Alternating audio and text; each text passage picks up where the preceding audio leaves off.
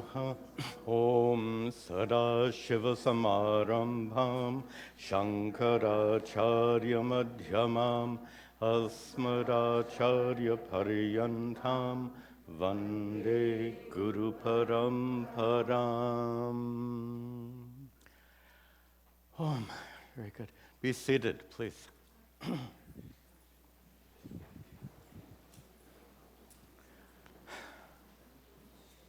Parameshvara.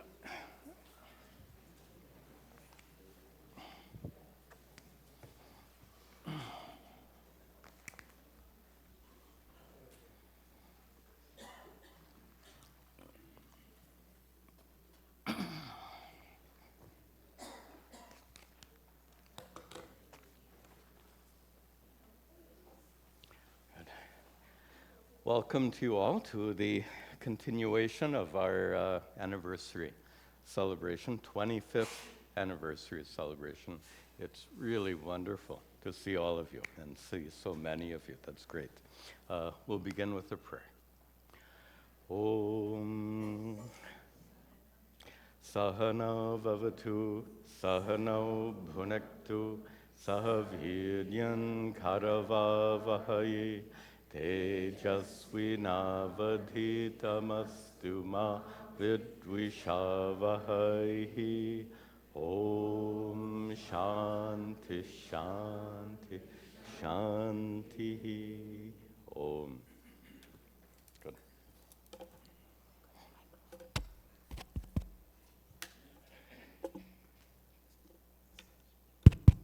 That's good.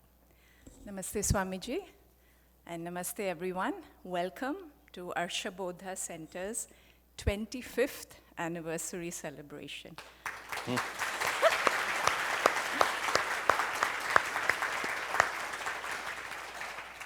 I suppose the applause was not for me, for the ashrams, right?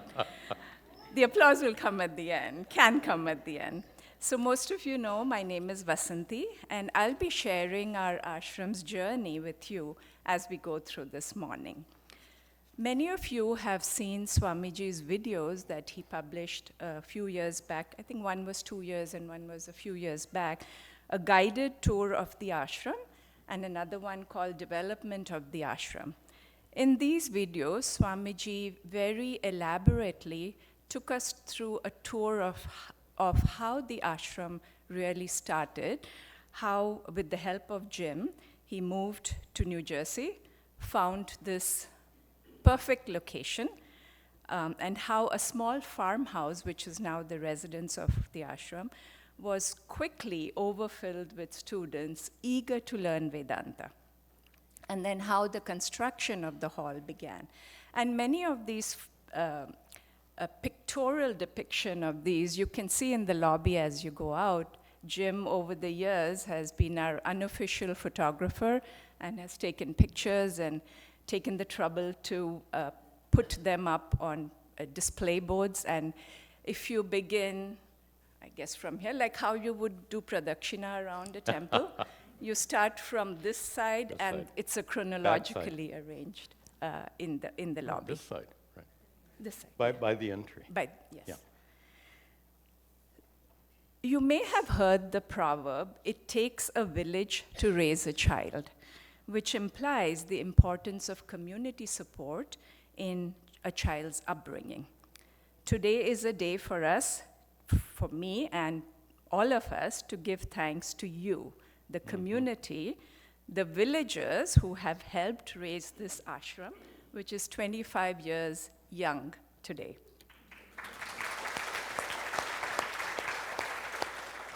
Again, the applause is not for me, right? Just checking. So about 3 or 4 months before the ashram actually was inaugurated in 2000, Swamiji was already living here for about half a dozen months, 3 to 6 months, I think. And he was supported by Jim and Mary, who would take turns to come and stay with him. And I remember Mary telling me how the loft would be really, really cold in the winters and really, really hot in the summer because there was no insulation. Swamiji was already here doing the groundwork for the inauguration, getting permits for even starting classes, setting up the website, doing the accounting system, and a lot of other things, planning classes, sending out newsletters or flyers to announce these programs. Thankfully, today we don't need to get any permits. But much of the tasks that are needed to run the ashram on a day-to-day basis is being done by our ashram community, by our volunteers. Many of these volunteers work behind the scene, so you may not even know who they are. And today we are going to show them out to you. About 4,000 people visit our ashram website weekly. Of course, Swamiji's YouTube channel has a much higher visibility and a much higher viewership. And students from around the world who listen to his classes very generously send their donations. So the website has to be maintained, the donations have to be accounted for, and we have a very good team, a current team of our tech volunteers. And as I call out your name, please stand up, if you're okay to do it. We would like to thank you. We would like to thank our current tech team volunteers, if you're here, of course. Ramesh, if you're watching from home, you can stand up when your name is called out. Ramesh, Padma, Satya, Manish. I would just suggest hold your applause till I call all the names out. Please keep standing. Ramesh, Padma, Satya, Manish, Sajeev, and Priya are our tech team volunteers, and our accounting volunteers, very capably, led by Krupa, Kapila, Rimna, Lata, and Manish. So you see, now you can give them an applause. You might have exchanged emails with them, especially if you have a problem with the website, or you need your year-end donation receipt and saying, where is my donation receipt? Thanks to these volunteers, all this work goes on seamlessly. So now I'd like to invite two of them, Kripa and Ramesh, who've been coming to the ashram pretty much since it started, to the stage and honor Swamiji.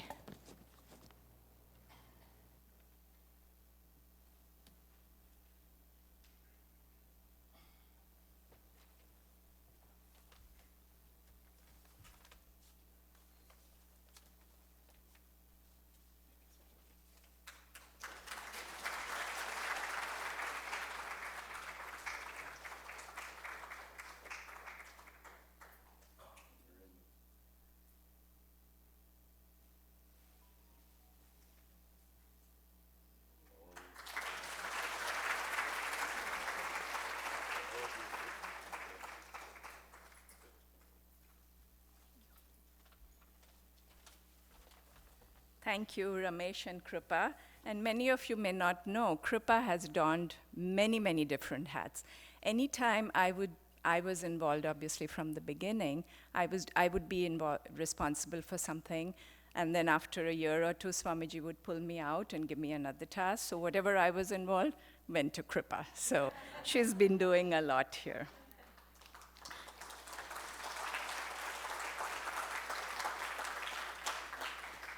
So a few years after the ashram was inaugurated, after the ashram was opened, we ran out of space. We used to meet in the small hall for our very cozy classes.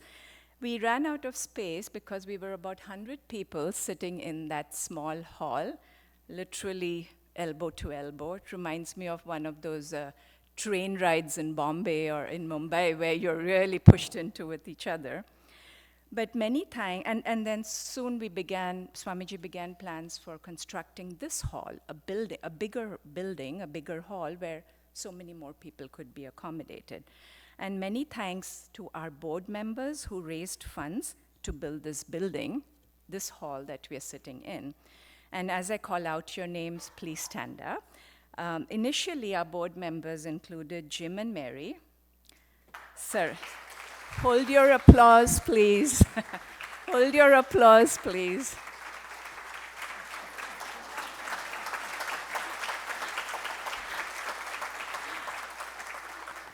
please listen, hold your applause till all the board members are called out. Then you can give them a big applause, just in the interest of time. Saraswati and Swaminathan, who are not here today, Shanu and Kishan, Neelam and Vinod, Basant and Monica, Shakuntala, Bhudev and Bharati. Sadly, we lost Kishan and Vinod over the years, and others weren't able to continue. So new members, Kiran and Kamala, Prema and Pichumuni, Mahesh and Bharati, Mohan and Lata came on board. So now you can give them a big hand.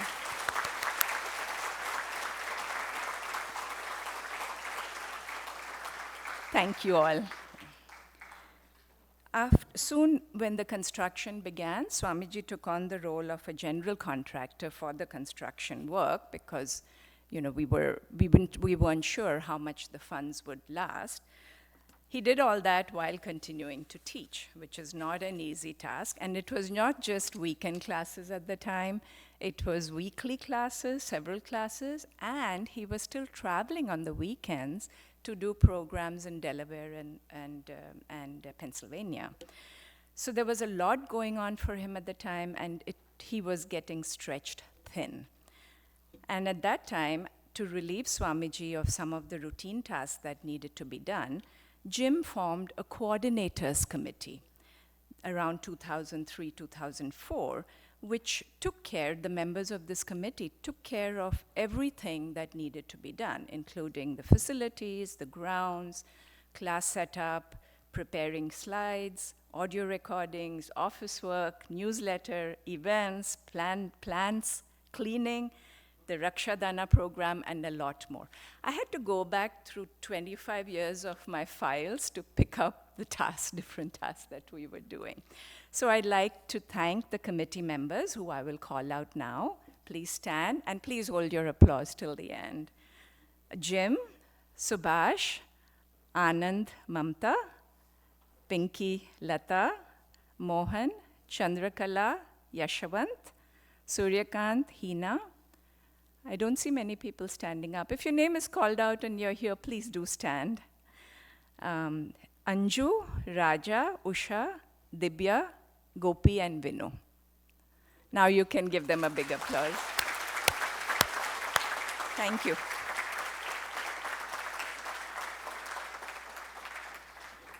And after the inauguration of this hall, more classes were offered, and more students came to attend, and so we needed more volunteers. I obviously will not be able to mention each and every volunteer name, but I'm going to try and incorporate as many as I can who were mainly leading the teams. So the many volunteers who, along with these committee coordinators, took care of everything every single week, and some of them continue to do so. So I'm going to call out your names. Please stand as I do. Kanak, Shaila. Don't feel shy. Come on. Kanak, Shaila,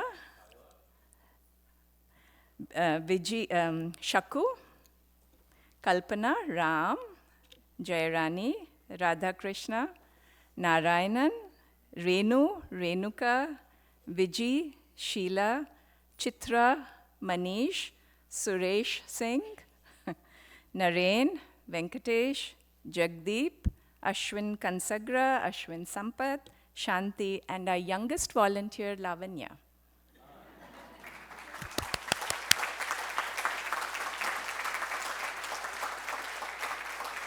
Thank you all. Very early on, one of the classes that Swamiji taught was Sanskrit and Bhashya class that drew many students, a different kind of students sometimes. Thanks to the many students who helped in setting up these classes. I'm not sure if they're there today, but if they are, please stand up. Parameshwar, Rao, Fred, and Sabu. I guess the Sanskrit classes are over, so they are not here today. One of the students who helped with the classes is Chandar, who is a veterinarian and a scientist, who, even though living far and working full-time, helped in the setup and close down of the class, and probably did not miss a single class because of that. Later, he also helped to translate some of Swamiji's videos in Hindi. And I'd like to invite Chandar to the stage to say a few words.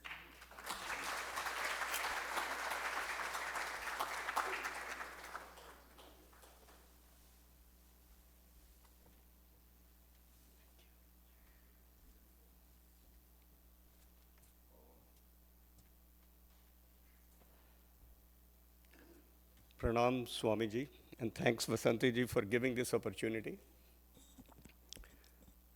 As Vasanthiji said, I have been coming to ashram since 2000, mainly to learn Sanskrit, which I'm still learning. It will never end. But then I also got drawn into many other classes which Swamiji offered, trying to learn Vedanta, which is not easy. I used to call it overhead transmission in the first classes because I couldn't get anything. Teachings were not wrong. Teachings are good. Teacher is the best. The fault was with me that I couldn't summon those at the time of crisis when they were really needed. But one of the teachings which Swamiji gave, which has helped me, and that was, he said, divide your desires into two bins. One is the binding desire, which keeps you sleepless at the night. The other is a non-binding, and he gave a number there. You can have thousands of them, not millions, but thousands of them. But he also said if you're watchful, and if you're really vigilant about it, slowly your binding desire will jump out of that bin, either to disappear, or they will go to the non-binding desire bin. So Swamiji, one of the binding desire I had in that bin is I'm trying to fulfill today with your permission. And that binding desire was, I wanted to sing 6 lines in front of you. And forgiveness from audience, I'm not a singer. It is all out of reverence to Swamiji. These 6 lines, they were sung by a student for his music teacher. I think the teaching is teaching whether music or Vedanta. And the student is telling the teacher that what kind of guru fascinates me. And he talks about 3 traits. And 2 lines, they describe one of the traits, so that's why there are 6 lines. Since the song is in Hindi, I will translate the 2 lines at a time first, and then I will do my best to sing the way it should be sung. First, so the student says, I like a guru which has this first trait. And the first trait is that he drinks cups and cups called pyala in Hindi of raga ranga, because he's learning a music, so it's a musical lingo. That I am the one who drinks these cups and cups of raga ranga, but not only he drinks, he make me drink as well, which means that he imbibes the knowledge from wherever, from his guru or wherever, and then he imparts to us as well. So Swamiji, you always talk about your Swamiji. This is what you do. And we have been very thankful. So I'll do my best, so please forgive me. Sadho aisa hi guru bhave sadho राग रंग को भर भर प्याला पीवे और पिलावे साधो. Then he goes to the next trait. He says, that guru fascinates me. Who does this? What is that? He said, Nada Swara is dormant in my body. And Laya, the melody, is dormant in my mind. But nobody knows it.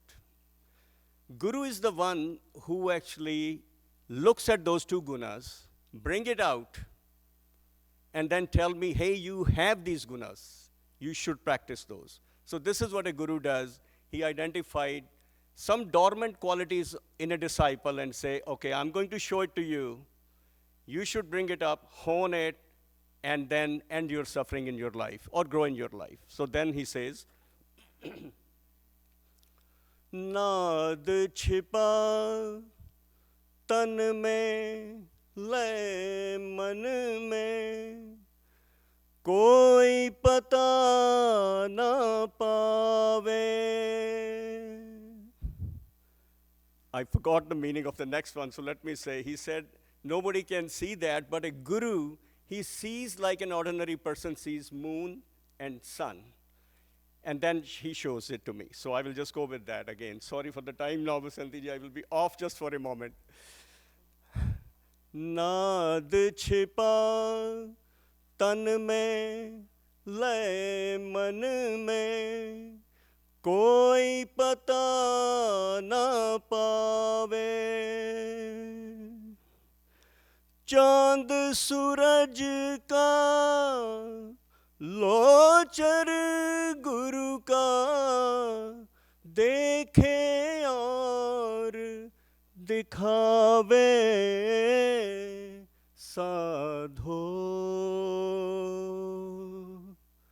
ऐसा ही गुरु भावे. साधो. The last two lines tells the final trait. So here the disciple says that my guru is an ansharup of Paramhansa. So when that ansharup of Paramhans, it resides in my heart, and when I sing, then the 7 notes which you have taught me, they are just not an ordinary notes. What comes out of those notes is Omkar Dhuna. So in other words, once you have nearness of your guru, you don't remain just an ordinary. You might get somewhat extraordinary. So with that it says, Paramhans गुरुवंश रूप जब हृदय बीच विराजे. 7 सुरों की बानी मेरी ओंकार धुन गावे. साधो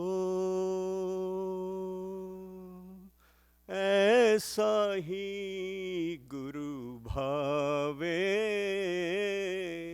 साधो. Thank you.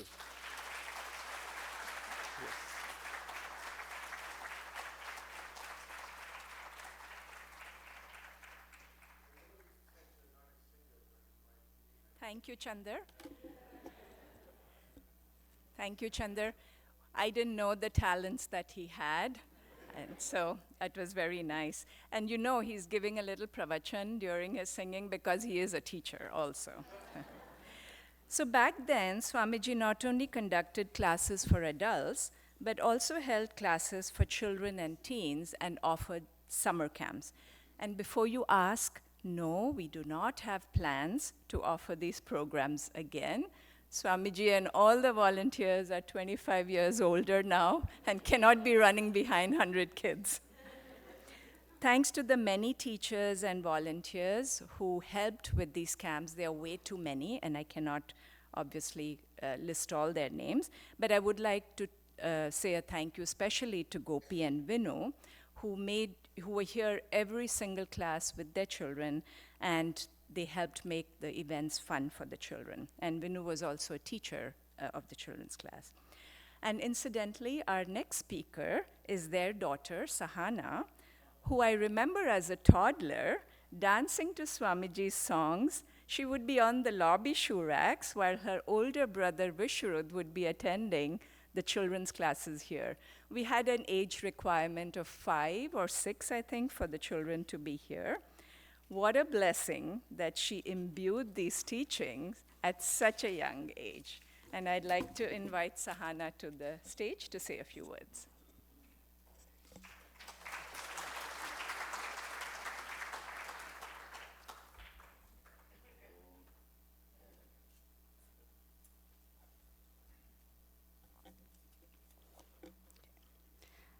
My pranams to Swamiji and namaste to all ashram friends and family. I remember last Saturday during meditation class, Swamiji said, "Imagine where you were and what you were doing 25 years ago when the ashram was founded." So I looked to the right to my father and I said, "Appa, I wasn't even born then." I first came to the ashram when I was just 3.5 years old, back in 2007, with my parents. My older brother was attending children's classes here, and as someone who has always loved music, my favorite part was when Swamiji would play his guitar and everyone would sing along.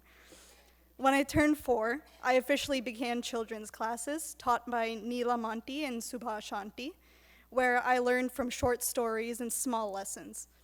I remember how excited I was to join Vasanthiji Auntie's class after I turned 7. I could finally sit with the big kids in the big hall. She taught us the Bhagavata Purana, Ramayana, as well as other epics, and the Bhagavad Gita using Swamiji's lyrical translation. Swamiji would always guide us through shloka chanting as well, and what stood out to me was how he always explained the meaning behind the mantras. I'd grown up learning shlokas with the basic understanding of their meaning, but following along with the English translation while chanting gave my prayers a new depth, even as a child. Swamiji taught Sanskrit to us in such a memorable way.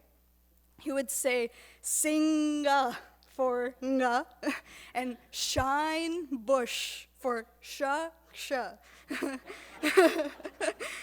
He'd pick up his guitar and sing the favorite of all the kids, which Swamiji called the Ganapati rap. And I absolutely loved every moment of it. At age 13, I joined the teen classes taught by Swamiji, and he followed a 4-year rotation of topics, and I was fortunate to attend 3 of them before the pandemic began, and my high school graduation. The Bhagavad Gita, history of Hinduism, and others. And each class began with chanting, followed by Swamiji's lecture and discussion session. And he would pose such thoughtful, engaging questions, and we would break into groups to reflect and present our thoughts. And these discussions helped us connect these teachings to our daily lives, even during high school. Swamiji always made every single concept relevant and practical to our lives. Now I'm entering my 5th and final year of my bachelor's in architecture at Pratt Institute in Brooklyn. And whenever I'm home for summer or winter break, I return to the ashram with my parents on Saturdays for Swamiji's meditation class and the Uddhava Gita class. And even though I may not always grasp every single aspect since I only attend during my breaks, the way Swamiji unpacks the Sanskrit and reveals the deeper meaning is truly incredible. Because of this, I continue to learn and grow every single time I'm here. Swamiji's teachings have also deeply influenced how I see the built environment around me through my architecture studies. I've always been fascinated by the Vastu Shastra and its application in temple design. Over time, I've come to appreciate how ancient Indian architecture was never just about constructing a building. It was about aligning space with the body. A site was never truly a blank slate to build on. The space was already there, and the architect's role was not just to build on it, but to shape and sculpt it, revealing the sacredness that already exists. The principles of harmony, balance, and orientation in Vastu reflect the same wisdom that I've learned here at the ashram, that our inner and outer worlds are far more interconnected than they appear. Swamiji has taught me to observe more deeply, whether it's a sacred text or a sacred space, and to approach both with reverence and curiosity. And as I move forward, whether it's designing a meditation space, designing or studying a temple plan, or simply just walking through the world, I carry with me the foundation that I received here, one of awareness, meaning, and connection. Thank you, Swamiji, for everything, and congratulations on 25 wonderful years at the ashram.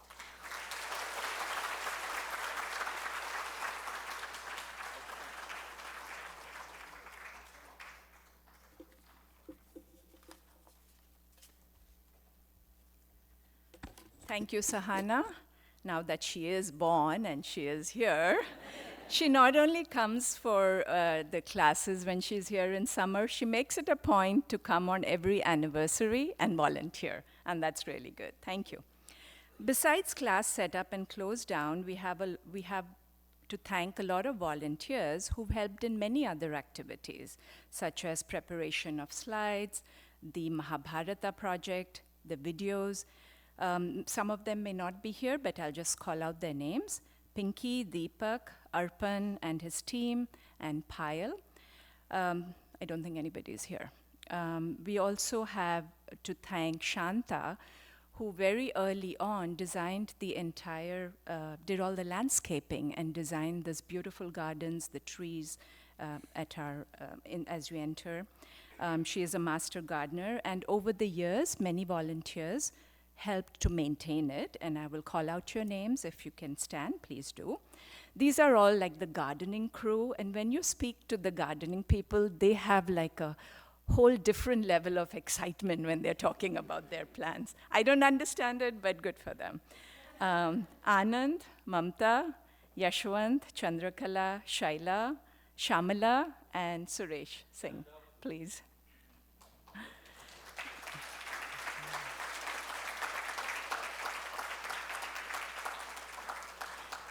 So they not only helped take care of the gardens, but they also planted vegetables and fruits at vegetables and flowers at one time for Swamiji's use. Our next speaker is Ron, who also helped with the garden work, but a lot of other works as well. And I was told that he also sings, although he told me he's not going to sing today. But he had entertained a busload of our students when we visited Arsha Vidya Gurukulam several years back for one of their programs, and he entertained our students with his bhajans. He participates in many nonprofit causes, and one of the most recent one he's told me about is cohousing. So I'd like to invite Ron to the stage, please.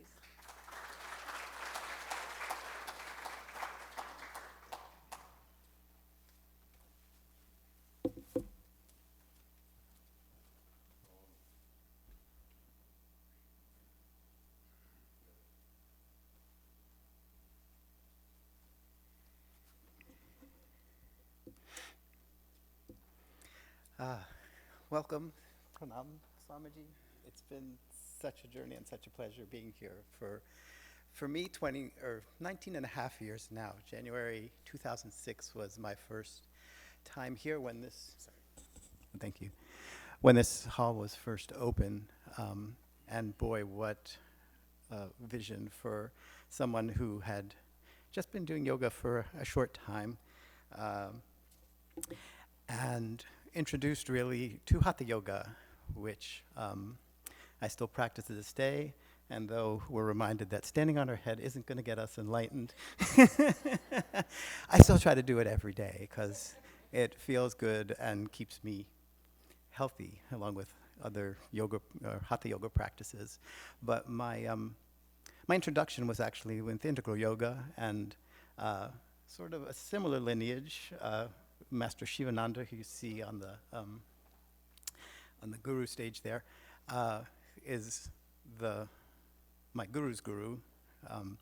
And the beauty of that practice that I found was that it incorporated Hatha Yoga, the physical practice, but also pranayama, meditation, were a part of every single class. And there was also scriptural study that was introduced and such. So that was my introduction to all this yoga. And I did a teacher training and became a yoga instructor, and I think a number of you out there have had classes with me over the decades now. But I was teaching class at a center we had in Monmouth Junction at the time, and Neelu Reddy, who also was here from the beginning, though I think she's living in Texas right now, said, Ron, you need to go to this place, and they're starting a Gita study Saturday mornings. You have to experience this. So January 2006, I came in, and the place was packed. I was like, wow. This is something really, really special. And I continue to come to this day. And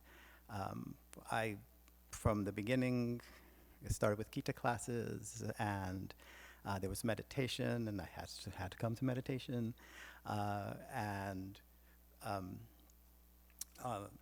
other programs. At the beginning, there were satsangs, Friday nights that we would come to. I especially enjoyed the satsangs outside with the fires. And all of that was really special. And as time went on, I felt ready to start taking the Tuesday night, probably, Upanishad classes. And interesting story about the Upanishads. I was lucky enough to be in a high school in Bethesda, Maryland, that in my sophomore year gave a choice for your English requirements. And one of those choices was Eastern religion and literature. And so I was introduced to the Upanishads way back then. And I still have those notebooks, some 50 years later. But that was my real introduction to all these teachings, and that lay dormant for a long time. And then I was introduced to Arsha Bodha, and it all just came right back, and the seeds that were planted all those years ago really had their fertile ground to blossom, and it's been a great blessing to be here and see that happen, and be here with all of you in watching the growth that I've seen. And over the years, I've brought a lot of friends here to attend classes with me. Some still come. Some have moved to far reaches, California, Washington State, Florida, and such. And I still talk to them every now and then and tell them we have worldwide reach now, and that has been also amazing over the past few years. As challenging as the pandemic was, it really brought us that. So thank you again, and thank you all for keeping this place up and really keeping it a flourishing community.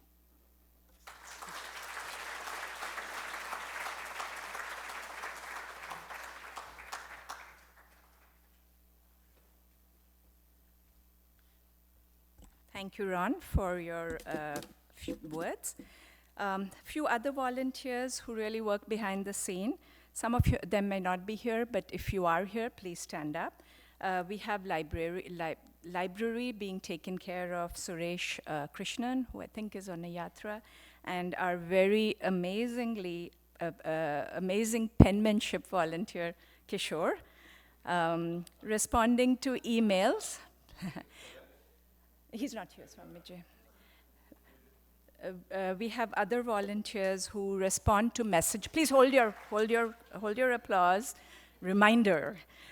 We have other volunteers who take care of messages, emails, mailing books. Subhash, Shaku, and Lata. We have volunteers who pick up supplies. Please stand up. You're not that old yet. Shaku and Janak and Pinky, who are not here, who make sure the ashram supplies are well stocked, and many of the volunteers who help in ashram cleaning. So some of them are really shy, as you can see. They've already sat down, but thank you to all of you.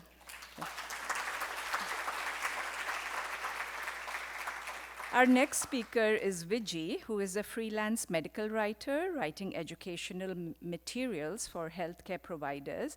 And she, by the way, loves to clean. So she too, like many others, does much more than cleaning. I'd like to invite Viji to the stage to say a few words.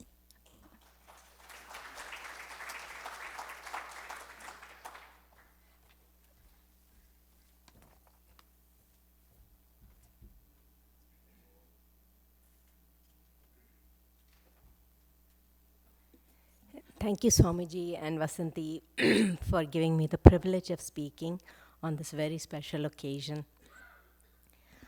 Last week, as Sahana mentioned, Swamiji asked us to think about the person that we were 25 years ago and consider how we have changed over the years. So I reflected on this quite a bit and thought about how Swamiji and his teachings have transformed my life, of all our lives. I first heard Swamiji speak about 15 or 16 years ago during a special children's program here at Arsha Bodha. And Swamiji talked about the meaning of the greeting Namaste and the idea of seeing the divinity in all and serving the divinity in all. The impact of his words was immediate. In fact, before the lecture began, I had seen an individual in the crowd who was a thorn in my side. She was one of the few people that I genuinely disliked. But Swamiji's words about seeing the divine in all beings just stuck. And after the lecture was done, I greeted this individual with a whole new attitude. That feeling of dislike and the compulsion to avoid her was gone. On so many previous occasions, I had learned the very same teaching, that God is everywhere, God is in all beings, God is within. But something about the way Swamiji explained it, his words, that everything is a manifestation of the divine, that one must recognize that divinity in all and serve that divinity. It was transformative. A few years later, we sent our youngest child to college and finally made the time for spiritual growth. I still remember the first few Bhagavad Gita classes that my husband and I attended. Swamiji had just begun chapter 13, Kshetra Kshetraknya Vibhaga Yoga. And after a detailed explanation of what constitutes the Kshetra and what distinguishes the Kshetraknya, he came to the first part of verse 3. Kshetraknyam chapi mam vidhi sarva kshetreshu bharata. Hearing that verse still gives me goosebumps. This was the way to recognize the divinity in all, and the divinity in oneself. Bhagavan is manifest in you as you. Those were Swamiji's words. Those words gave me a whole new understanding of God and were truly life-changing. And perhaps the greatest and most valuable transformation that Swamiji and his teachings have helped create is the ability to deal effectively with adversity and crisis, emotional turmoil, and fear.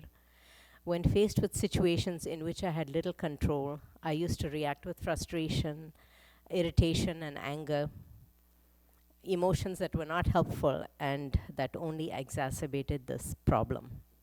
With Swamiji's teachings on the laws of karma, on healthy detachment, on Bhagavan as the karma phaladata, I have been able to face difficult situations without fear or frustration. The illness and death of loved ones, mental health issues among family members, unfavorable political winds, and financial uncertainty. I have learned that things are as they are meant to be, and as Swamiji says, according to Ishvara's intelligent order. When we first began meditations sessions with Swamiji, I never thought I would be able to make it a part of daily life. But Swamiji's method of achieving this was so simple. He said, just as you take a bath every day, brush your teeth every day, and get dressed every day, you meditate every day.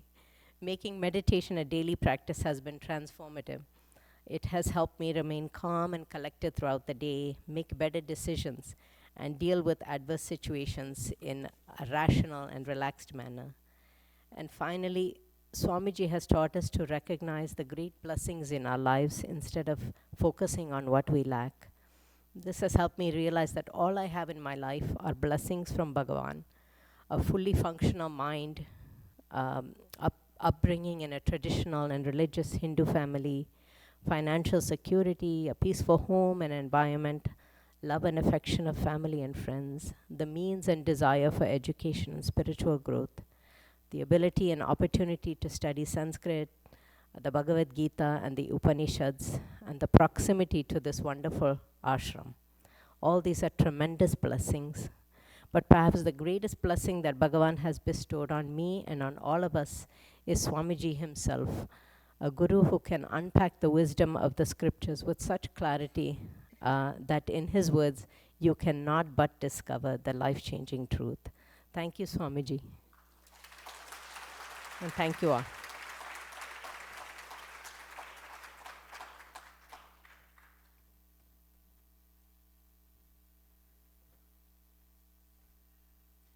Thank you, Viji. Obviously, besides cleaning, she speaks very well as well. In 2010, Swamiji launched the Janaraksha Community Care Program to provide physical, emotional, and spiritual support to people who are going through challenging situations in their life. Thanks to Vashu and Parantap, who helped train the volunteers. And we have a bunch of volunteers who helped in this program. And with their help, we have addressed more than 350 needs of not only community in New Jersey, but even in India and outside of the state. And thanks to them. I began to truly appreciate our next speaker, Ashwin Kansagra, only during the pandemic, even though he's been here for several years, and I remember him repairing our vacuums all the time. But during the pandemic, he was here every single weekend, taking care of whatever was needed to be done. Being a physician, unofficially, I've given him the title of Health Safety Officer and Pest Control Officer. And he continues to work closely with Jim and other volunteers to help in the maintenance of the ashram. And I'd like to invite Ashwin to the stage to say a few words.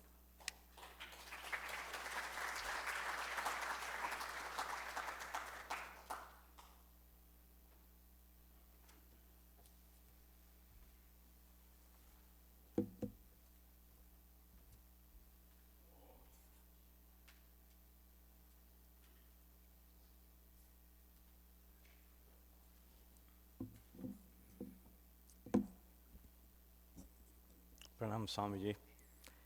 Pranam to all of you. A heartfelt happy 25th anniversary to everyone gathered here. It's an honor to stand before you and reflect on the profound journey that Suzanne and I have shared with the ashram and Swamiji. Over the years, this sacred place has become an integral part of our shaping our spiritual path and deepening our understanding of Vedanta. Suzanne and I moved to New Jersey in 1998. We were unaware of the existence of the ashram at that time. It wasn't until 2003, during a Thanksgiving family retreat at Arsha Vidya Gurukulam in Saylorsburg, that fellow retreat participants informed us of the ashram in Somerset. I still vividly remember the first time when we attended the ashram here that December.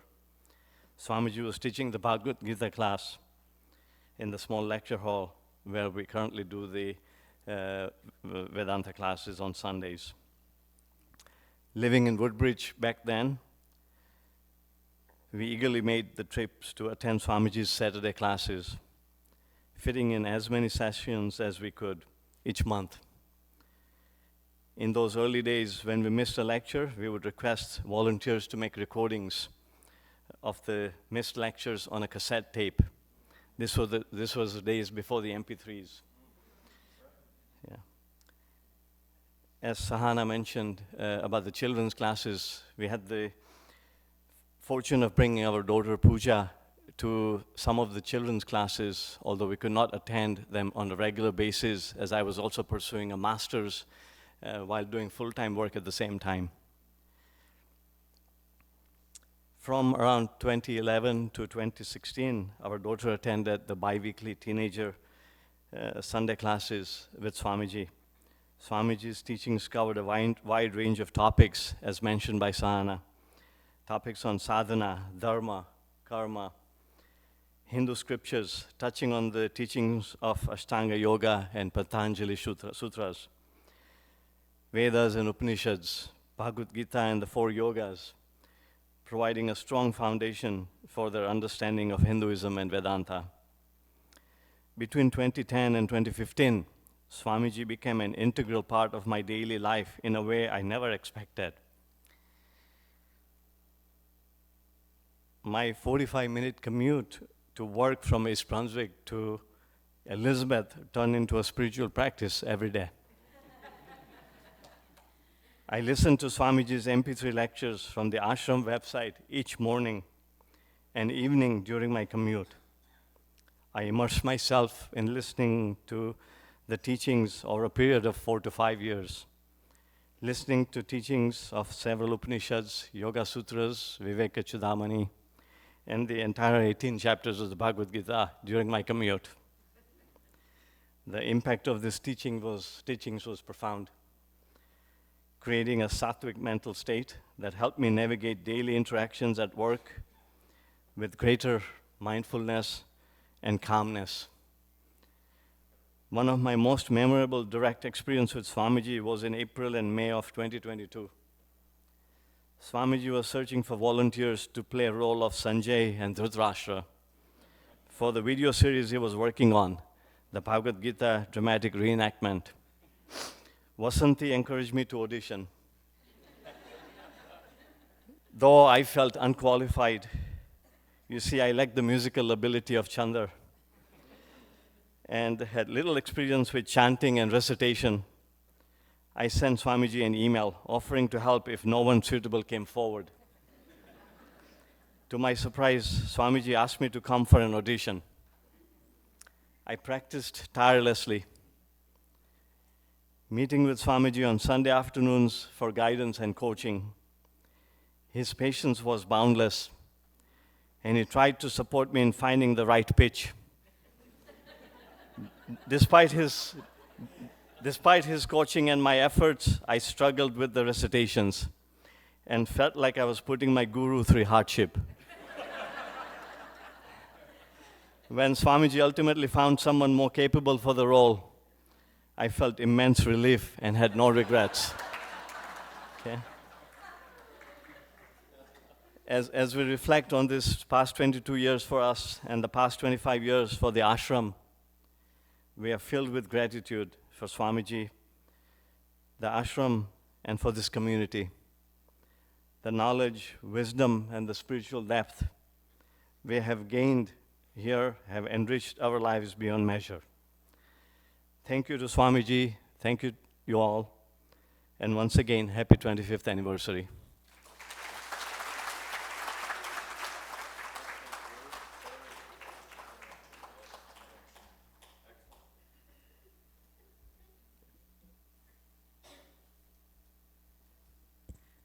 Thank you, Ashwin. Sorry you didn't make the cut for that video. Our next speaker is Vikram, who helped translate some of Swamiji's videos in Hindi. During the pandemic, when so many of us were feeling lonely, he coordinated Zoom sessions to bring ashram community students together, and they would listen remotely to Swamiji's recordings of the Bhagavad Gita and meditations. He is really our public relations officer of the ashram. I don't know where he is. Yes. Vikram, please come to the stage. He is an accomplished plastics engineer and is regular in our Sanskrit classes. He really wanted to do his mama proud by learning Sanskrit, and he's going to talk a few minutes.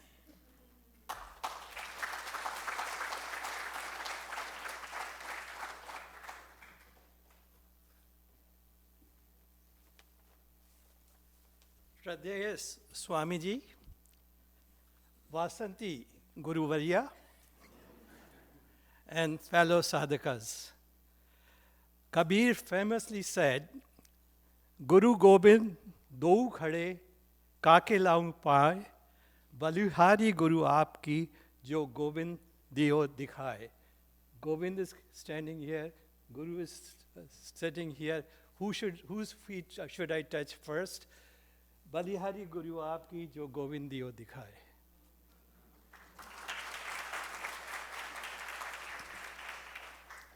Swamiji and I, metaphorically, are two pots shaped from the same universal clay. I also have the privilege of sharing at least 4 upadhis or namarupa with him. both Scorpios, both engineers, both fortunate to have met Pujya Swami Dayanandji in the mid-80s, and both having to learn to live with occasional vertigo and constant ringing in the ears. Here lies the difference, though. I do not know how many lifetimes it'll take me to realize that I am equally Tadatmananda, one with the supreme reality. One of the greatest blessings Pushpa, my wife, and I received on moving to New Jersey 10 years ago was our proximity to Arsha Bodha Center and the invaluable guidance of Pujya Swamiji, a boon both for daily life and our spiritual journey. What began as a tiny twig planted by Swamiji in the year 2000 has flourished into a thriving 25-year-old tree under whose comforting branches we continue to grow in wisdom. A special thanks to Jim, whose unwavering support has helped nurture this tree alongside Swamiji. Jim.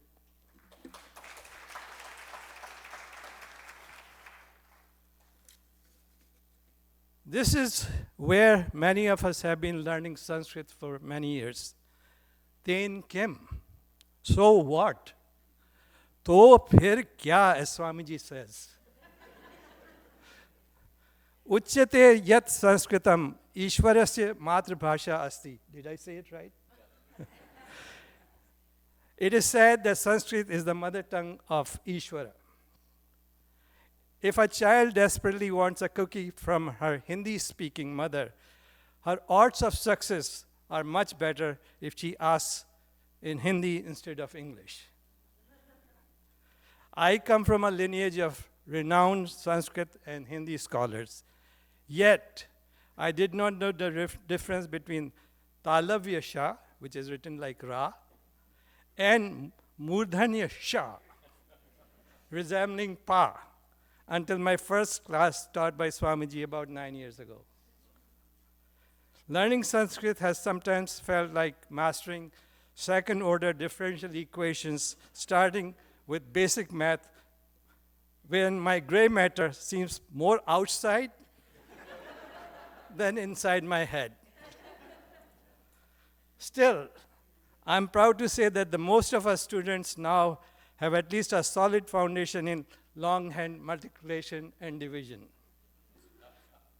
With this skill, many of us gain so much more from Swamiji's lectures, such as mentally breaking the sandhis as he recites the verses. Even if each of the arani, kindling wood, is damp, continuous rubbing of two arani will eventually cause the spark that will lead us to deeper understanding. As Swamiji would point out, arani is singular and arani is in dual case. Perhaps even the periphrastic and desiderative future tenses. The Sanskrit journey, or perhaps I'll find my own John Podkaski who'll knock me someplace in the right place in the year and the gray matter will come back. Remember John Podkaski in Milwaukee? Who would bang on the TV? John Podgorski was in 1970s at a TV repair shop and hired me as an apprentice. He taught me how to bang on a TV set to make it work. And the metaphor here is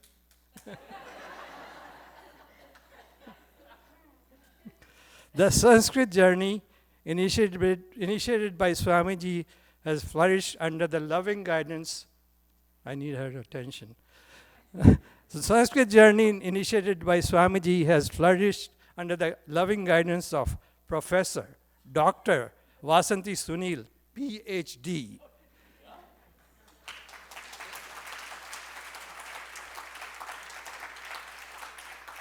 Her precision passion and dedication match the rigor of her scientific research, such as inhaled ozone induction and pulmonary function alterations in female mice. Did everybody get that? She has just completed her second term of teaching Sanskrit grammar and has recorded 94 90-minute sessions available online forever and ever. Some of these have reached nearly 700 views worldwide. With Swamiji's blessing, I would like Vasanthiji and my fellow graduating students to please come on the stage so we can honor her and show her gratitude properly.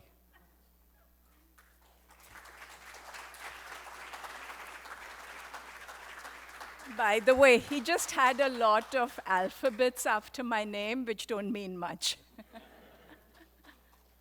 So we have about a dozen students, some in Italy, some in India, and some are not well and couldn't make it today.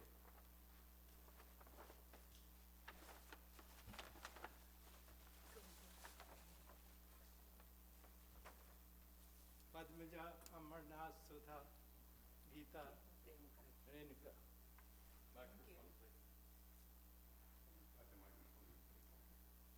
You give it to me. Thank you. Can you read it?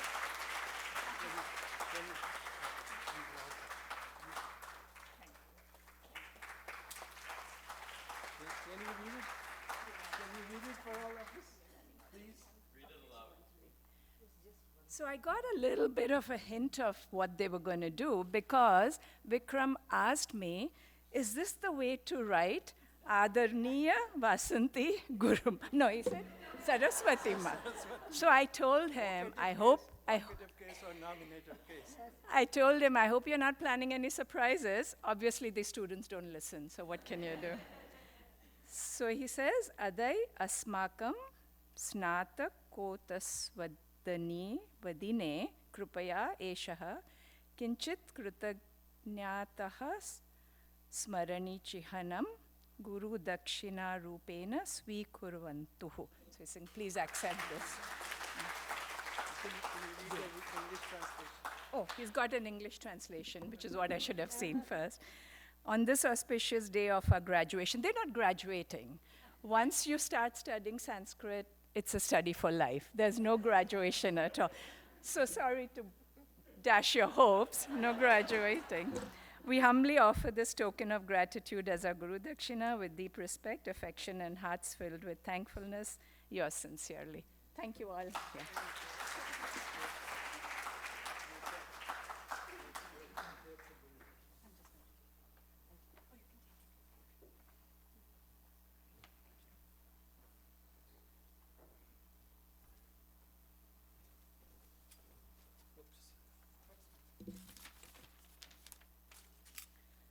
Thank you, Vikram. And students don't listen, so it's okay. Now we have, I want to say thanks to our ashram gophers. And by gophers, I mean people who do anything, who are willing to do of course, dharmic, who are willing to do anything, anytime. What an amazing attitude. These volunteers are overqualified, extremely talented, and they wear many, many hats in doing so. And the list is way too long for me to read out, but I would like to invite our next speaker, Malavika, who is one such gopher. She's been here for a decade, and she conducts huge fundraising events for Shankar Netralaya. In spite of her busy schedule and everything going on, she is always ready to help with a smile. I'd like to invite her.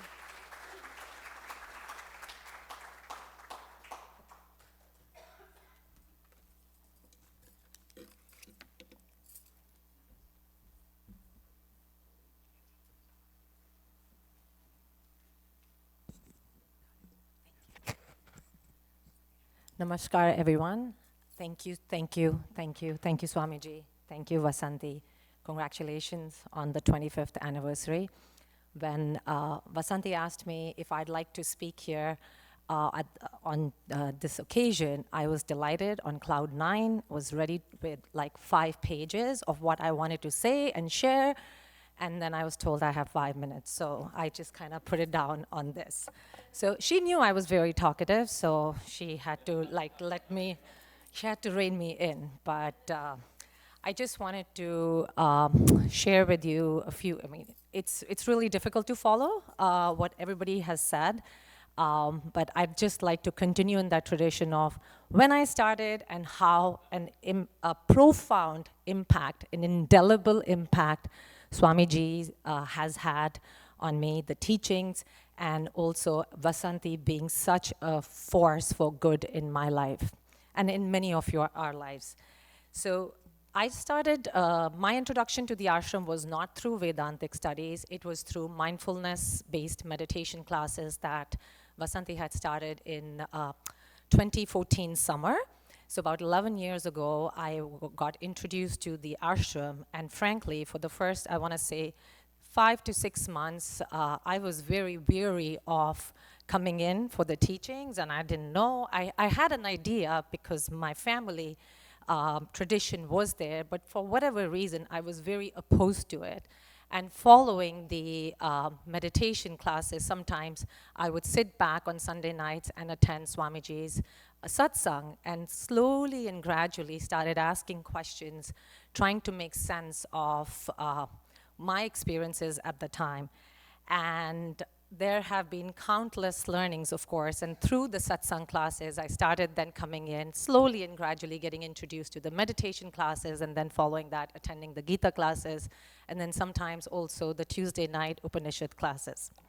So what I wanted to just do is really, again, as I said, countless teachings has how they've impacted me, but I wanted to take a moment and share maybe 3 such teachings that have stayed with me, and then how I have implemented that in my life. And the reason I do that is less about me and more about, I feel like many of our students, some of you are advanced students, some of you are new students, some of you are watching and probably getting introduced and to these teachings.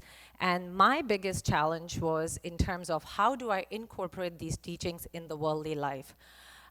When I'm here, I feel grounded. There's very positive energy. But when I would step out, especially drive on Route 1, the alter ego would come out, and I would keep saying, thank God I'm not a gun owner. Again, I'm being facetious, but really, how do we incorporate these teachings in our daily life? Because the worldly life is hard. I mean, it's easier to be in an ecosystem that advocates and condones and supports spiritual teachings, but then when we go out into the worldly life, how do we remember to be able to practice that? So really, really quickly, I will stick to 5 minutes, hopefully. 3 teachings that the way Swamiji, again, the teachings of Advaita Vedanta are available, but it's really how Swamiji has made it so, being able for us to be able to understand it, easier for us to be able to comprehend. As Chandar mentioned at the beginning, this was overhead transmission for me for many, many years. It still is, but three major teachings that really have stayed with me are around the difference between pain and suffering. Pain is, Swamiji said, pain is inevitable. It is a physical response to our nerve stimulation, right, in our physical body. But suffering is an option. Suffering is our response to that.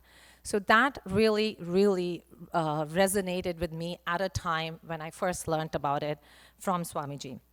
The second is, it's actually in no specific order, but the story that Swamiji tells, and many of you may have heard about the story of the lion who grew up with a herd of sheep and thought it was a sheep when it first encountered a lion and started running away from the other lions, and then had to be, was brought back to this reflection in a water body to remind themselves that it is a lion, and basically the metaphor being what our true nature is. And I wouldn't stand here and tell you that these teachings have fully been imbibed, but I will tell you that every time I walk through these doors, it is a reminder of those teachings, that what my true nature is. And yes, it is still enough I still have more time to be able to implement these, but coming through those doors, sitting for the meditation classes or going online and listening to Swamiji's teachings is that reminder of what my true nature is in the worldly life that I live. And then the third one that I'd like to share is, and this was very early on as you were teaching the Gita classes, around the definition of dharma. And dharma being a verb, a noun, but what truly resonated in the way Swamiji explained is taking the path of least harm. So we cannot be going through this worldly life and not cause harm. Of course, we don't want to do that intentionally, but the idea is when Arjuna was in the battle, just kind of taking that learning that Sri Krishna teaches Arjuna about how do you intentionally pursue the path of least harm. So those three teachings, learnings have been very, very integral to me. And what does that look like in terms of how I have grown?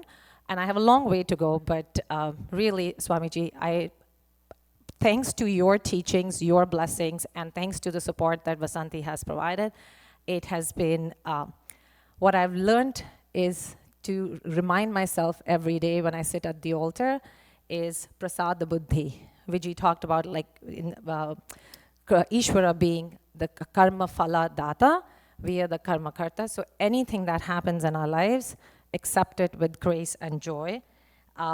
Becoming a witness. I was introduced to these teachings through mindfulness-based meditation that Vasanthi taught, but how do you become an observer and how do you be that witness? So creating a little bit of a difference between how we feel and how we respond to that feeling. And lastly, to surrender. Letting go, and that's the hardest part that I've had a challenge in my career, my life. So with that, I just want to leave you with one last quote that Swamiji shared I want to say, maybe this was early on, that again, very much resonated with me in the context of our teachings. And that was, your experience, and these are Swamiji's, as he was teaching, and I used to write it down, your experience is only as profound as your interpretation of that experience. The profundity of that experience depends on the understanding that you bring to bear. So as we are here blessed with learning and getting exposed and learning these teachings, I truly hope that I and all of us here can continue to advance in our knowledge and understanding of our true nature. Thank you so much, Swamiji, for being a positive force in my life, in the lives of these students, and everybody who's watching. Thank you, Vasanthi, for being a positive force. And thank you, Jim, and everybody else who's been such a supporter. And I stuck to 5 minutes, I hope. No.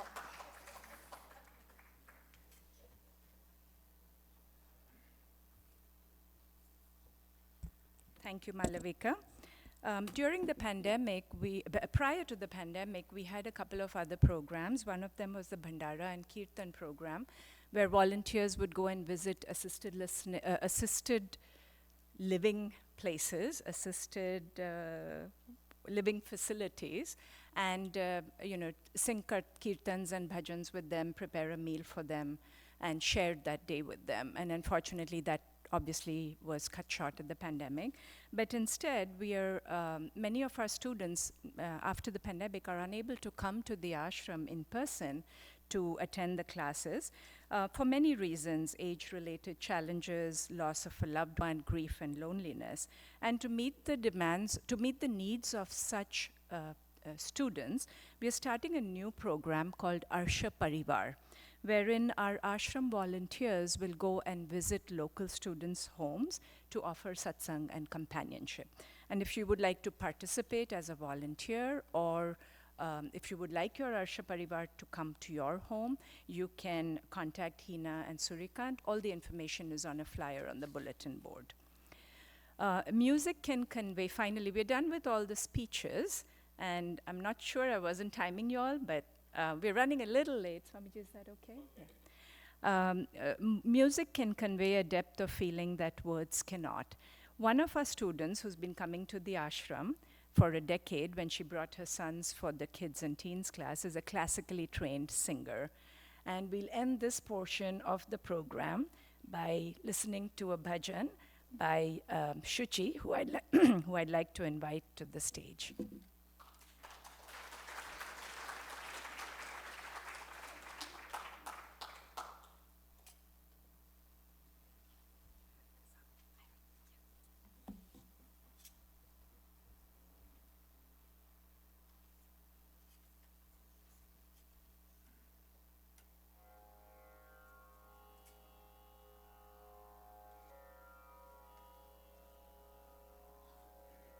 Namaste, everyone. I will take this opportunity. I'm first of all honored that Vasanthi invited me here. I will sing two short bhajans. One is a Meera bhajan, and one is a very popular bhajan that most of you probably know. And I will just sing a few verses to keep it in time.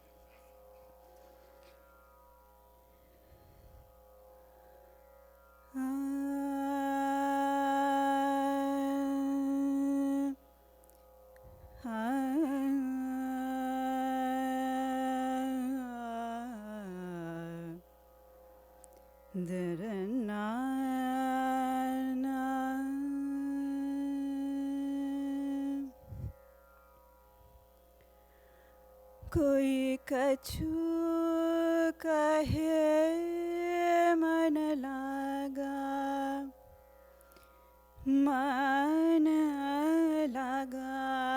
कोई कछु कहे मन लागा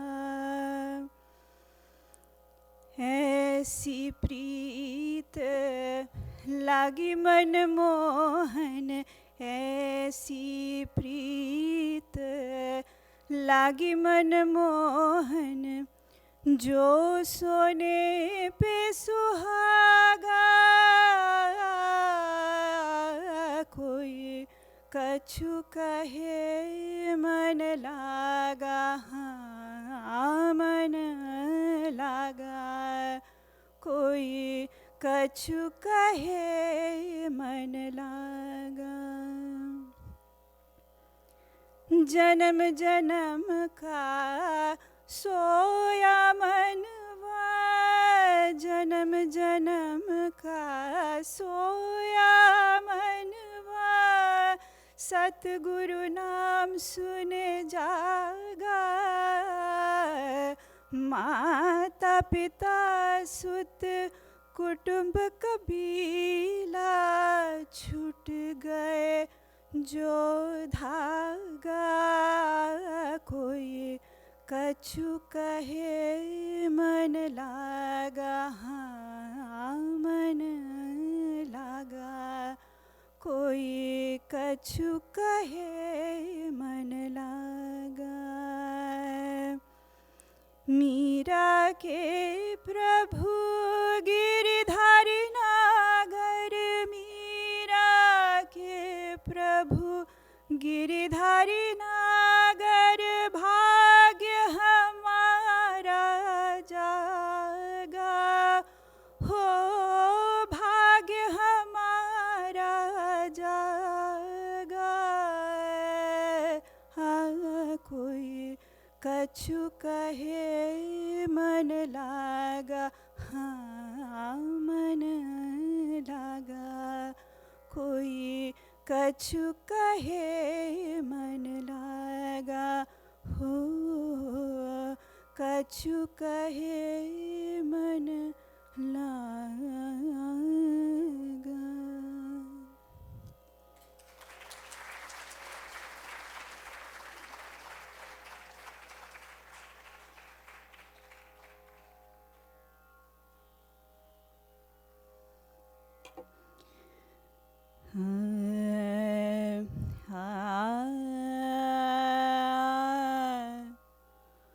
ah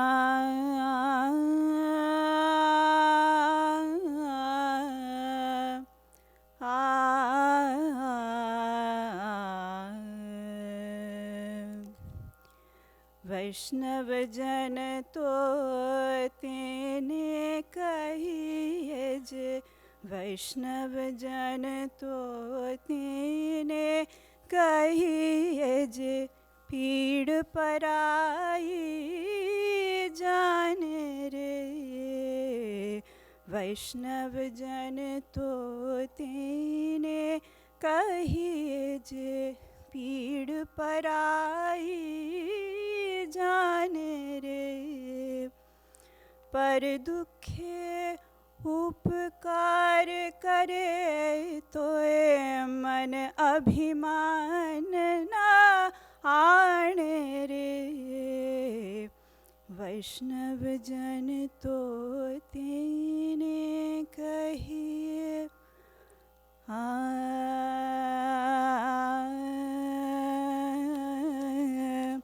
सकल लोक माँ सहुने बंदे, निंदा न करे के निरे।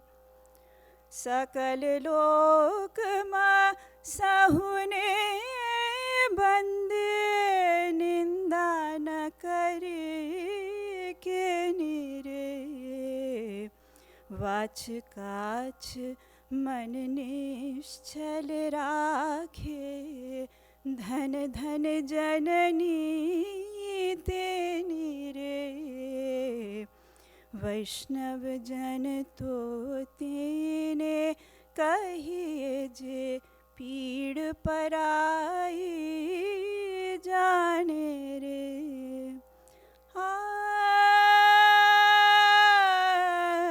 मोह माया व्यापे नहीं जेने, दृढ़ वैराग्य जना मन मारे। मोह माया व्यापे नहीं जेने, दृढ़ वैराग्य जना मन मारे। राम नाम शू ताली लागी, राम नाम शू ताली लागी। सकल तीरथ तेना तन मारे।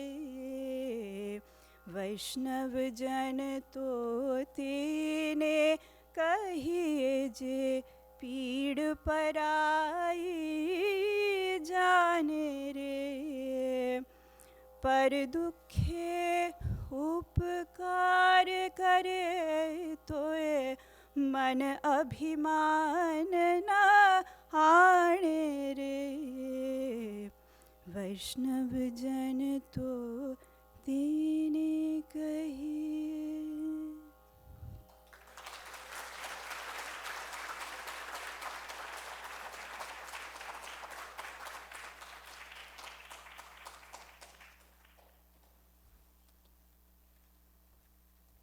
Wow, thank you, Suchi. I was like looking at the time a few minutes back, asking Swamiji, is it time, we're running late a little bit. This song just chilled, made us all, so that we're all now ready for the main part of the program, which is Swamiji's address, and I'll turn the mic over, Swamiji. I think we've already had the main part of the program. Wonderful, each and every one of you who spoke, who presented, and having all of you here. It's just a wonderful, wonderful celebration for our 25th year. As Vasanthiji was going over all the people who contributed most to the growth and function and service of the ashram, she had to leave the most important person out for obvious reasons. and let me just make it very, very clear. Among the very first students here, 25 years ago, was Vasanthiji.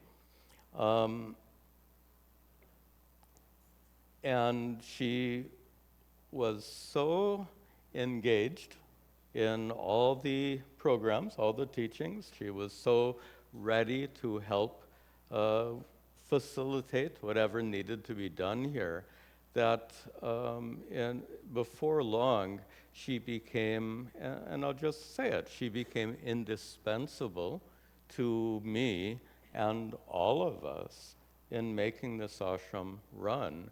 And I'll be very honest, without Vasanthi, we would not be sitting here today. So I want to thank Vasanthi.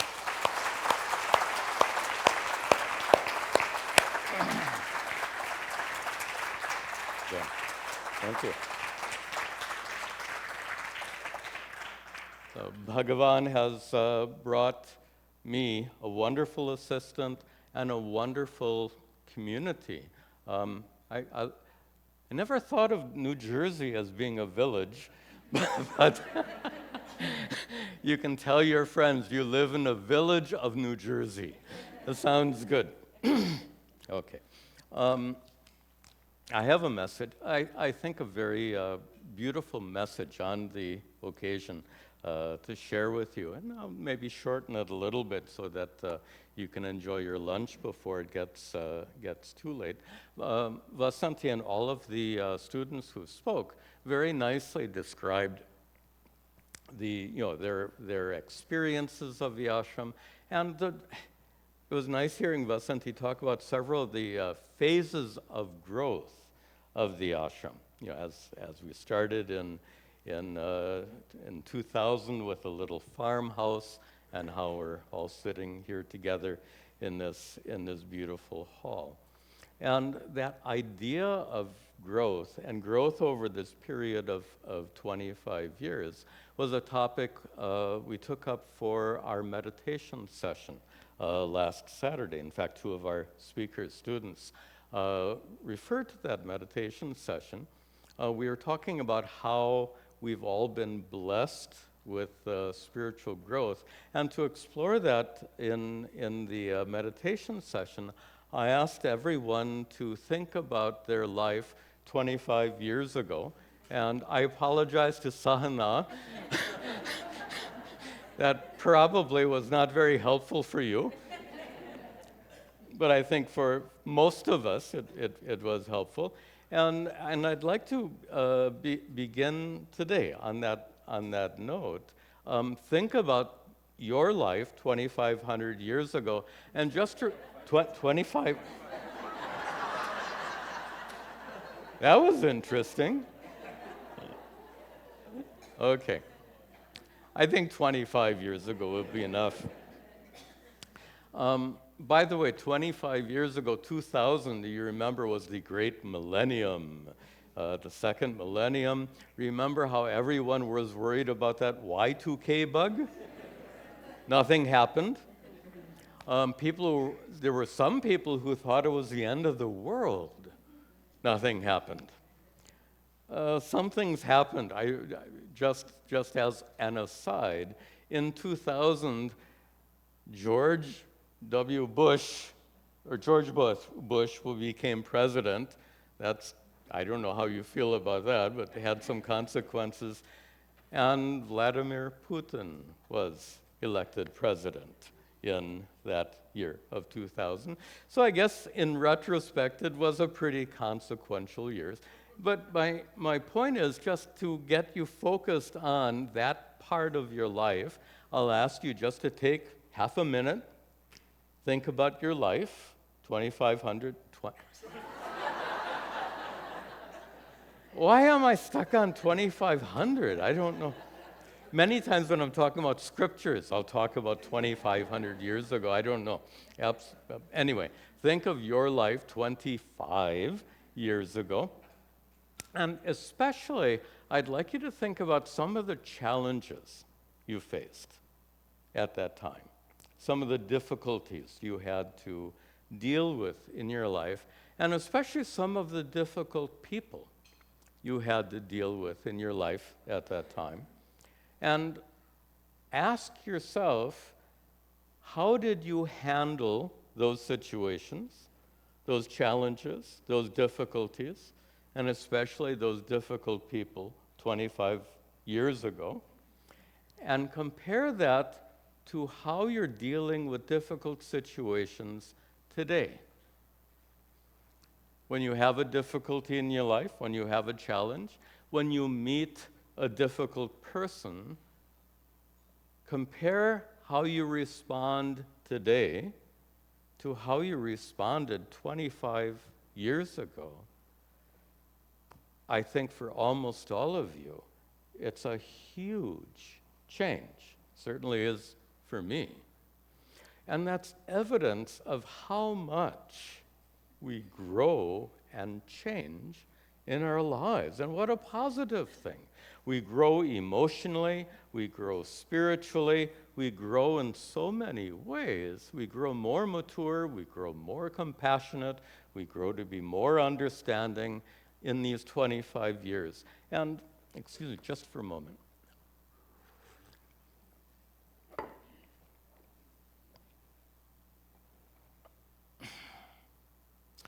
The point here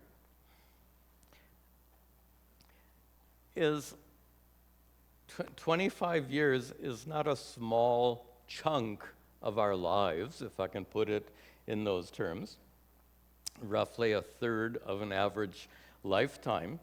And so we see these years going by, and 25 years has gone by so fast, from my standpoint, just gone.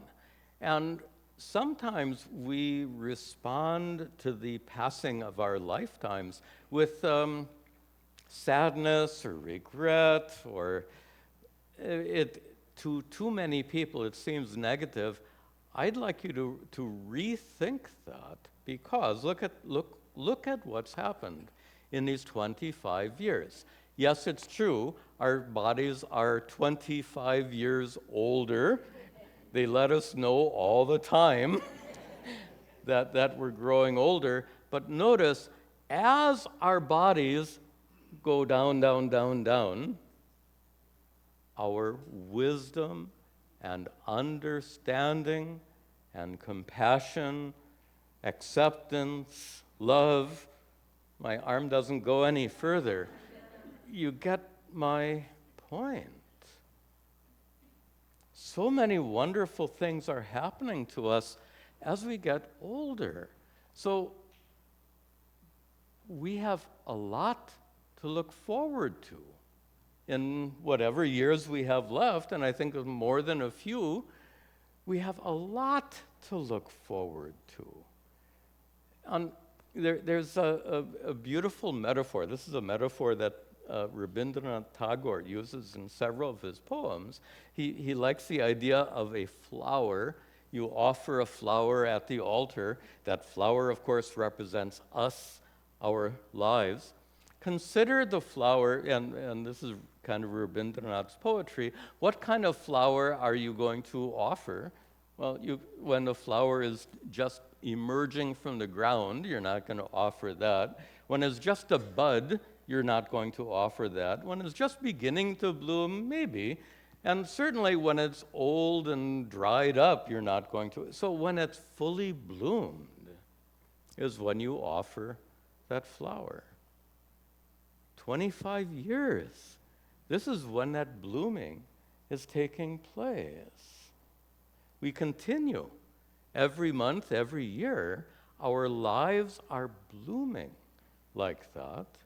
And to offer those flowers to the Lord, to Ishvara, to Bhagavan, means to offer ourselves to others, to our families, to our friends, to our society, to be a positive influence on the world in which we live.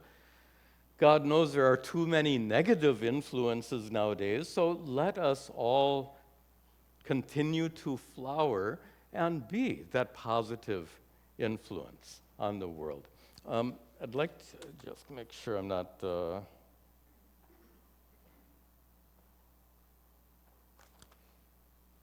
good. Okay.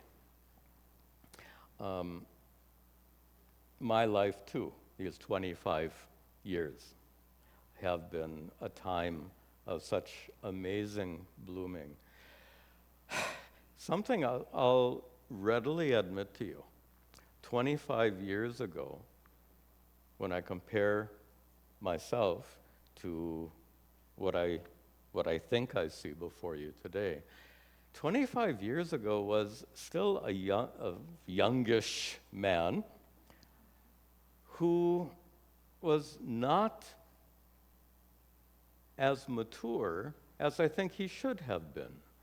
I had come here with my guru's blessings to start up this ashram, to serve the community, all of which were noble, well-intended goals. But when I remember how I handled some situations, I can remember times when I didn't handle them maturely. And now 25 years I was about this. It almost came. And now 25 years later, I feel like almost a different person. And the reason for that has a lot to do with you. You have given me an opportunity to devote my life entirely to teaching this incredible wisdom of the ancient rishis. You have also become part of my life. And all of that, I think, has helped me tremendously in my own process of growing and maturing like that flower. So I'm so grateful. The whole purpose of this celebration is really to thank you. And here's my opportunity to thank you for giving me this opportunity to serve in this role. My guru blessed me with this. First he blessed me with the teachings that I've been able to share with you. He blessed me with this lifestyle as a sannyasi dedicated to being a teacher. But you have blessed me with your enthusiasm and participation in all of our programs here. I'm so grateful, and I want to applaud all of you.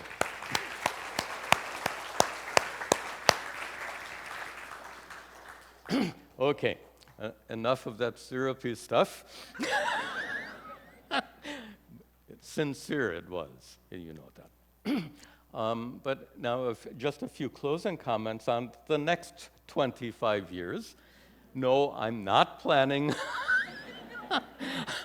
I think it's highly unlikely. My health is good, but still, that's kind of out there at the boundary. But if we think about what, we're celebrating this ashram's 25th anniversary, not mine. So what will be here 25 years ago? I know I won't be. Sahana will be here. And no doubt many of you will be here.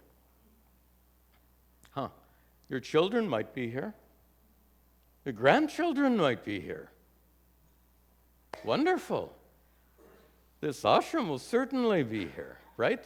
So this is now 25 years old. So 50 years old, that's not for a building, that's nothing. And it's being well maintained, well cared for. Your donations are absolutely adequate to keep everything going here. There's no hindrance for this ashram continuing on well after my ability to teach here. It will have a future.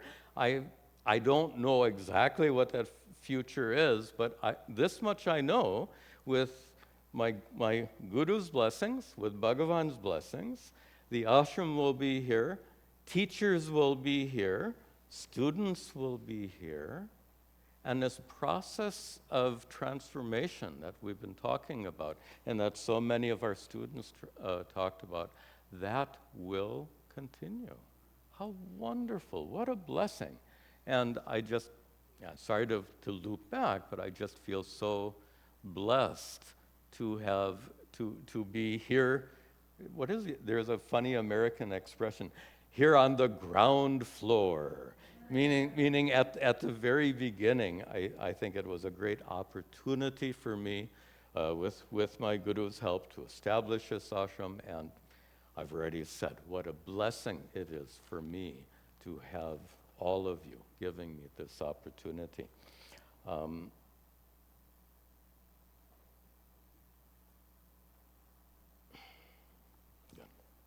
So, to just put a couple of exclamation points after what I've said, two things we have to look forward to. One thing in our lives, we have to look forward to our continued blooming. You probably haven't heard many people say this, but I'll say it. Growing old is a blessing. Absolutely. Absolutely. Just think, I don't want to bore you with a lot of scientific stuff, but psychologists have studied people for decades and have invariably come up with the same conclusion. We get happier as we get older. We get more content. We become more enriched by our entire lifespans. So we all, you and me both, we all have so much more to look forward to in this lifetime. And then, as I just said, with Bhagavan's blessings, future generations, your children and your children's children, if they choose to live in the village of New Jersey, they can come here to this Arsha Bodha Center, which will still be here 50 years from now, and it goes on in a very lovely way. So I'll conclude by thanking you all for coming here and making this such a wonderful anniversary celebration. I especially want to thank all the volunteers. Vasanthi thanked all the volunteers over the years. I want to especially thank the volunteers today who helped set all this up, and the program has gone so nicely. And finally, I want to offer my blessings and pray that the coming years will just be better and better and better. I pray for you and your families. Thank you. Om.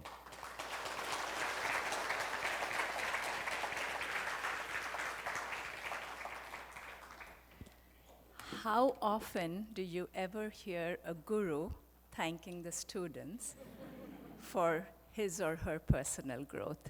Thank you, Swamiji.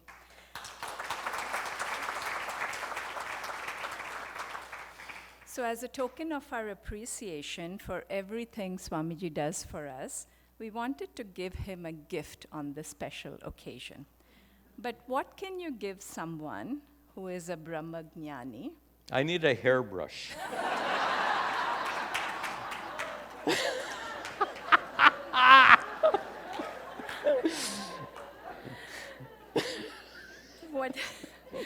What can you give someone who is a Brahmagnani, who has Brahmagnanam, this wisdom, and so freely and effortlessly shares it with us for our growth? There's really nothing you can, that's the ultimate gift, right? But we can't really give him nothing, so we have something rather materialistic and worldly to offer him today. And Hairbrush! And I'd like to invite Pushpa and Bharati to the stage to present this for him, to him. Oh. It's a very small gift.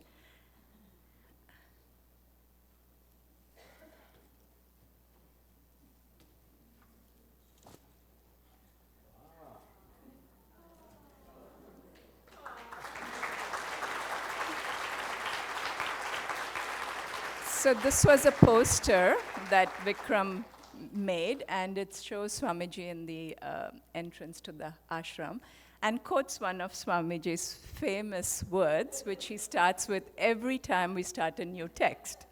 If you are coming here to study Vedanta, you are wasting your time. Which means if you're coming here for blooming, you're coming here for the right reason. That's the point. And we also have a little gift for to Swamiji to commemorate 25 years. We have 25 Amazon gift cards. Thanks to Vikram, who orchestrated the secret effort. I had to make a secret announcement without Swamiji knowing about it, along with the team who helped them, Pinky, Malavika, Pushpa, Bharati, and all who contributed towards the gift. Thank you. Thank you. No. So continuing on the village theme, thanks Pushpa. Continuing on the village theme, it is obvious that Swamiji is our village chief or the leader, whom we have to get a comb brush for. You know, in Bollywood movies, every village chief has a right-hand man, usually portrayed by a henchman. No, Swamiji, not me, a man. And this henchman, if you see, I don't watch many movies, but the Bollywood movies, you'll have this henchman, a big guy, twirling his really thick mustache and doing whatever the village chief requires. And many times, it's not dharmic things. Our Swamiji's right-hand man is just the opposite of that portrayed in the Bollywood screen. And although he does don a mustache, he doesn't share much else with the Bollywood henchman or bouncer. And I'm sure you have guessed who I'm talking about, is Jim. Without Jim's support every step of the way, I doubt we would be sitting here celebrating 25 years today. Jim loves Indian food, and only after 25 years, he's beginning to get to remember some of their names. So to thank him for everything he has done for us, continues to do, we have a small gift for him to munch on later, and I'd like to invite Naren to offer it to him. That's fine. No, you can stand there. Yeah. Thank you. Oh, he wants to say something.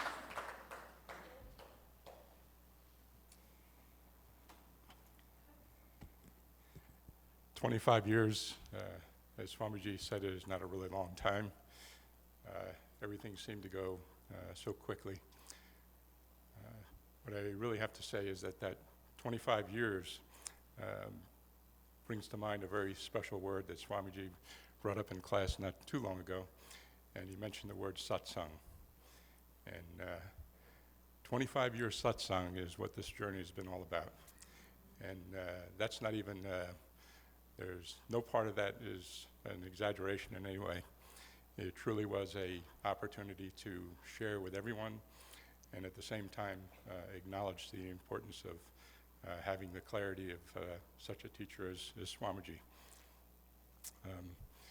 Something interesting that happens with me a lot is I have a tendency to get a little bit cryptic in my way to be able to appreciate some of the teaching, so I write some interesting things. And then I asked Swamiji, I said, you want to take a look at this and tell me if the Vedanta part of it is correct? And I get some interesting feedback, but I had written something that surprised me a lot, because I was submitting it to Swamiji on an email, and I was expecting the feedback that, gee, Jim, this is a little cryptic, you know, I don't quite get it.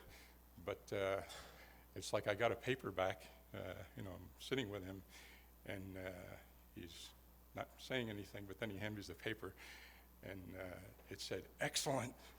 It was like I felt like I was a little kid getting my paper graded, and you know, it's like a check plus. I felt so great.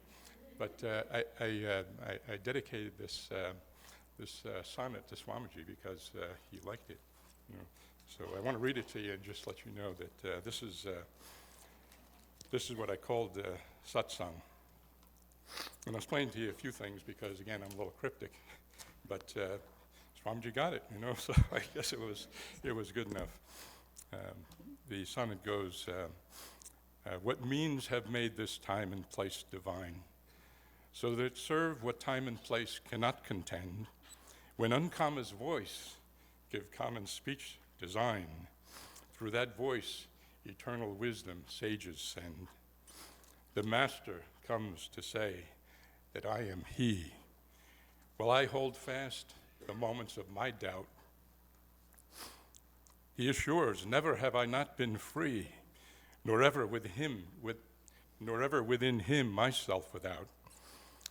Heart with reason resolved, do I then stand 10 hearts tall with devotion my domain, abiding purpose only to expand, so that room should for only one remain. So, closer to fire I have been sitting, so that when cold... Fire. Yeah, fire. So that when cold, better this warmth befitting. And everyone knows that when you come to a place like this, it really is a very sacred kind of understanding. And at the moment you go out the door, like some people have mentioned, these things can be forgotten. And that's the cold that I'm talking about. But you know that this warmth is there always, not only in the form of this location, but what you get from it and what you take out into the world with you in the form of the memory and the understanding and how you relate to everything. And this is the benefit that Swamiji has gifted to me over the past 25 years, and it's just been a godsend. Thank you, Swamiji. Thank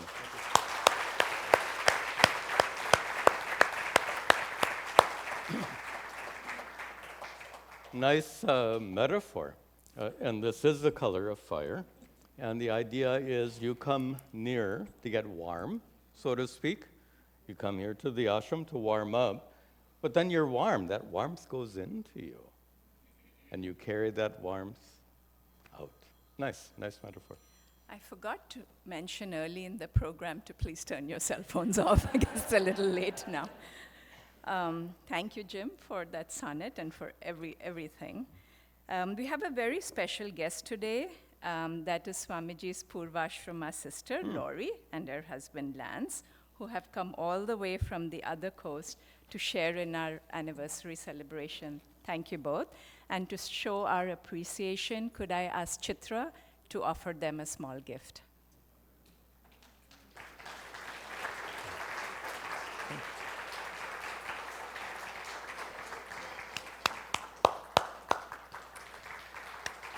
Thank you.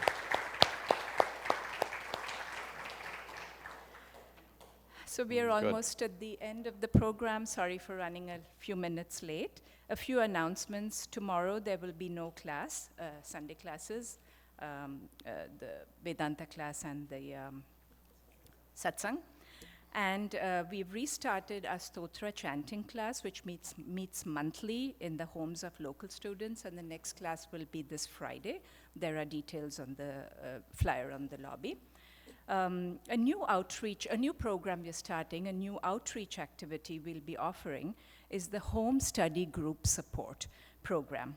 So many of you may not know that many of Swamiji's students world over have formed groups, and they meet regularly either remotely or in person to listen to and discuss Swamiji's teachings that are freely available on our website. And to support such study groups and establish new ones, new groups, we'll be offering virtual sessions. This is the Home Study Group Support Program. Virtual sessions with me to clarify questions or doubts, occasional sessions, virtual sessions with Swamiji, and special sessions with me for meditation and chanting. Again, there are details on a flyer on the website. You're welcome to look at them. And finally, I would also like to thank, Swamiji already thanked all the volunteers who helped in setting up the event and program today. all the donors for your generous support, all the volunteers who I did not mention by name. I do apologize. We will be here till 5 o'clock if I were to go and start doing that. Our co-managers, Pinky, Suresh, and Jim, who help make my job easier. Event manager, Gopi and team, and special thanks to Usha and Lavanya for the wonderful rangoli outside. Please take a minute to look at it. We've had in the past food event, at anniversary and celebration events, we would have, we would be serving food, and that was coordinated by Chandrakala with a team of 28 plus volunteers. Obviously I cannot thank each of you. Thank you all to those who bring food, who have brought food in the past, who continue to do so. There are way many of them. She would coordinate these efforts of coordinating 28 plus volunteers with the precision of a surgeon, which she is. Thank you. And finally, a quick note. When Puja Swamiji inaugurated this ashram in 2000, he told our Swamiji that managing an ashram is like grabbing a tiger by its tail. And the dictionary meaning or interpretation of this phrase is many. It's a cautionary phrase. It advises against taking unnecessary risks, underestimating the problem, something too difficult to manage or cope with, to find oneself in a situation from which it may be more dangerous or difficult to escape than to stay. But I think Swamiji will agree that with all your support, all the community support, it has been more like grabbing a little kitten, a cute little kitten, and not a tiger by its tail. Absolutely. Closing instructions. We've simplified things for lunch. In a minute, Swamiji will lead us with the closing prayers, after which he will remain on stage, and you're welcome to come and greet him if you like. And before going out for lunch, volunteers will guide you to hand over your lunch boxes. And thank you all for coming. Thank you for being. Where will they have lunch? They're going to lunch inside and outside? Okay. Okay, so there is lunch. For those of you who'd like to stay, you can go downstairs to the dining hall. You'll be given a box of lunch. For those of you who can't stay, you can take your lunch as you go out the doors. Thank you, everyone, and I invite Swamiji to lead the prayers.